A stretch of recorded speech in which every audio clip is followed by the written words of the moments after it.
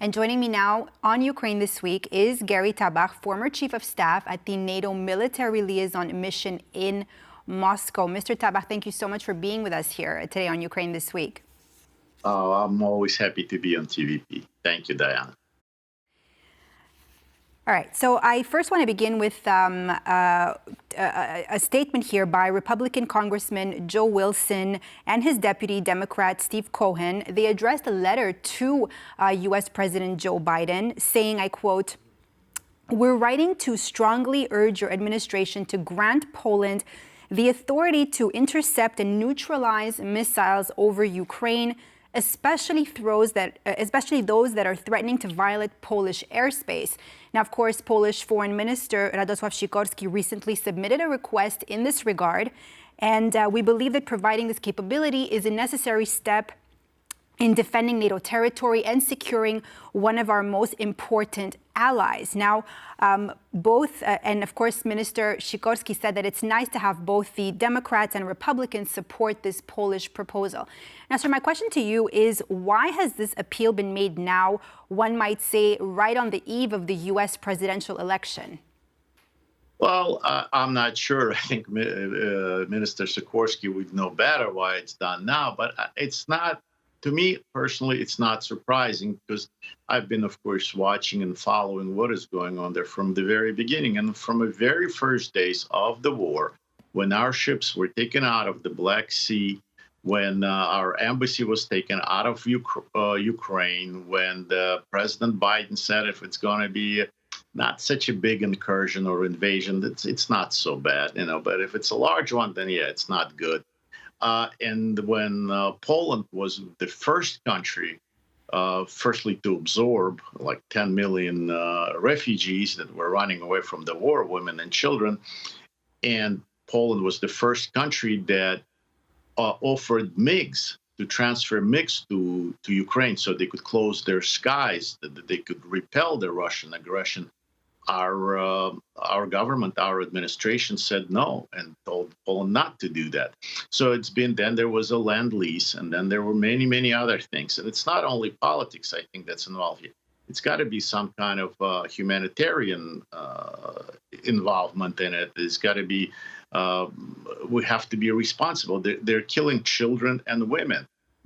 They are just bombarded in Kharkov, a building, it's a historical building that is protected by UNICEF, while the head of the United Nations, the Secretary General, is in Russia shaking hands with the guy, with Putin, who is also by the international court-martial is accused of being a war criminal, and there's an order for his arrest, and the umbrella organization is there.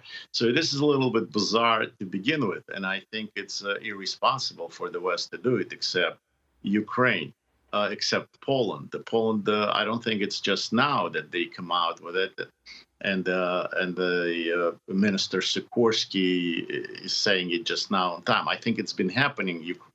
Poland has been doing it throughout the war, trying to help and reach out, to help Ukraine and reach out to our NATO allies to take the same action. So Poland's been, at the tip of the spear, trying to do that. So to me, it doesn't sound like it's anything new. And yes, it is with the help of your colleagues, not TVP. Not referring to TVP, I believe that your station is one of the most objective ones, the unbiased one. But many reporters and many mass media has been, propagating that no, everything is being done for Ukraine. We're helping them. They got enough weapons, and so on and so on. It was only Poland that kept saying it. No, they need more. They need more, and maybe we should start shooting things down and covering Ukraine from that bombardment, from that barbaric neighbor that they have. That's right. We'll get into that a little bit more detailed just a bit later, but going back to really the topic of the White House. Now, the heads of the Ministry of Foreign Affairs and the Ministry of National Defense first spoke about that idea, of course, during the NATO summit that was held in Washington in July, right? But they emphasized that Poland would only be willing to do so of course, in agreement with its allies. Now, the White House, again, was reluctant to accept that postulate. How does the White House view this appeal now? And again, I'm going back to the fact that we're just days away from these elections. Yes, I think they're not going to do it. If they haven't really, it's almost 3 years. If the White House then done everything to assist Putin rather than to assist Ukraine and encourage our NATO allies to support Ukraine, they've done everything the opposite. Again, starting from the Ленд Лиз, when Prigozhin was going and marching towards Moscow, it was our State Department, Secretary Blinken came that we have warned Ukraine not to take any kind of actions against Russia. Let Putin stabilize himself, and only then you can continue with the war. How ridiculous is that? So every time there was a Ramstein 1, Ramstein 25, and so on, they've been saying that they're going to do so much, and they allocated the money and the funds, but nothing really came. And the President Zelensky is now saying, oh, by the way, you've given us less than 10% of what you have promised, what has been allocated by the U.S. Congress and by NATO. So with this administration, I think Ukraine should not expect any kind of change, that things are not going to happen. And then I guess we will see what the outcome is going to be, whether it's going to, who wins the elections in the United States and who's going to be the next president. So maybe if there'll be a leadership change, and I mean leadership in a leadership style change in the White House, maybe things will be in our favor. But until the elections, I don't think anything will change, and Ukraine should not expect any kind of serious help. And the only thing I can say is that I'm glad that Poland has that stamina and that endeavor, to continue and push for assistance and trying to help their neighbor who's in big trouble. So I just think, to be honest with you, without being diplomatic, today's administration in the United States is not on the side of Ukraine. It's on the side of Putin. It is allying and aligning himself with Putin right from the beginning of the war, and even before, when the U.S. Congress offered and voted to provide lethal weapons to Ukraine, it was vetoed, and there was an embargo by President Obama and Vice President Biden, and it was Trump who lifted it in 2017. Right. So. And then again, and then the sanctions against the Northern Stream were lifted right as soon as President Biden arrived in the White House. That's the first thing he did. So I think that there's more of a friendship towards Putin than towards Ukraine. Mm-hmm.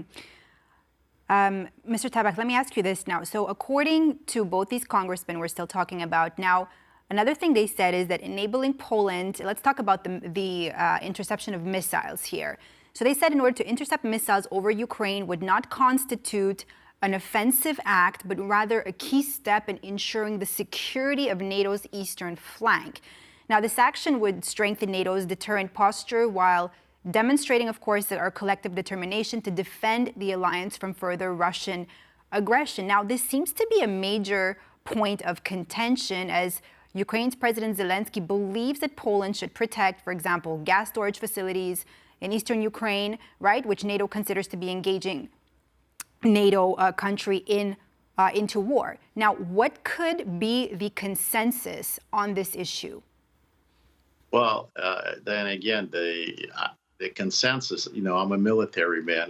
I don't look for consensus. We should win and we should beat the enemy. So they would not have another appetite to attack us or an idea to attack us or to attack the free world. But again, it's not even of protecting our eastern borders of NATO, but it's just, how about just the human nature? Just how about protecting kids and protecting women and protecting civilians? Killing people is not right. And we've been sitting by and watching, and I'm not the one to lecture the Poles on it in Poland, who have experienced during World War II extermination and gas chambers and all of their Jewish population destroyed while the whole world was watching. It is not right. It is not right. So what about, okay, we don't want to give them offensive weapons as MiGs right in the beginning of the war, Poland was forbidden. But how about defensive weaponry, such as to shoot down the Russian missiles that are flying, that are going to kill, again, Ukrainian infrastructure. Now the winter is coming, they're destroying, everybody is really afraid of their being frozen to death and all those things. We can't just, as humanity, I don't think we can sit by and watch another year go by of destruction of entire nation. So I really don't understand what my government is trying to do and saying, well, no, it's escalation or it's this or that. That's one side of the story. The other side of the story, if God forbid I would be Putin, I would be sitting there and saying, you know what? NATO really got nothing. NATO are cowards and they can't get together and they can't agree on anything. And the only ones that are maybe trying to stand up to me are the Poles. But the rest of the NATO is really, it's empty. It's NATO, no action, talk only. That's what it stands for. And I'm sure Putin eating it up. That we have a very weak leadership in the White House, even if we have leadership. To be honest with you, we here in the United States, we don't even know who the president is at this point. We haven't seen him a long time. We don't know if he's actually functioning. But Mr. Tabach, let me just cut you off there to now ask you this. So, Russia's continued escalation through hybrid airspace, continuous attacks and whatnot, of course, on critical infrastructure in Ukraine, on civilians as well. Now, in this context, Poland's request to intercept and neutralize missiles over Ukraine is both necessary and urgent as a mechanism to support Ukraine and secure NATO's frontline borders, right? Now, concern for securing NATO's frontline borders, or is this a mechanism to support Ukraine? Are these two things separate? Well, again, I think it's, they're politicians, they're bureaucrats, so they have to use some kind of wording to say, well, we have to do this in order to secure us, in order to benefit ourselves. It's not all, it's like if you ever worked for the government agency or for the bureaucracy in the government, they always say, well, if we spend $1 billion now on something that's so stupid and useless, then we will be able to save like 100 years from now, $10 billion. They always use this kind of terminology that really is functional. But I'd like to say that I think that Israel right now is taking a pretty good posture. They're saying, okay, we're not going to inform the United States on what we do or how we do. We have to protect ourselves. We have to protect the Western world. We have to protect our Western values of freedom and liberty and our independence and our security.